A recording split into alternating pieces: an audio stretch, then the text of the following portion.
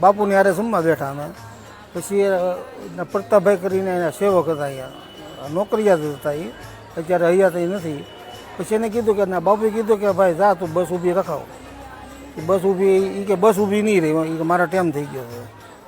તેથી ના નાળું નહોતું નદીનું, એ નાળું સડાયું 2 વખત, બસ ન સડી, ત્રીજી દાન સડે તોય ન સડી. પછી ઓલા માસ્તરે કીધું કે જા ભાઈ તું તો બાપુ પાસે જા, તો પગે લાગી લે. તો એ બાપુએ કીધું ભાઈ જમવા બેસી જાવ. એ જમવા બેસી ગયા. અમે 4-5 જણા હતા, અમે એને 2 દીકરો હતા. પછી બીજા 2 જણા હતા મોવાના. પછી એને ઊભી રાખી કે તમે બધાને જમી લો નિરાતે, હું જમી લઉં. પછી લીધી. પછી બાપુને પગે લાગીને કે બાપુ મારી ભૂલ થઈ ગઈ, આમ કે હું વડોદરા હાલું છું, હું અહીંયા કોઈ દે હાલતો નથી.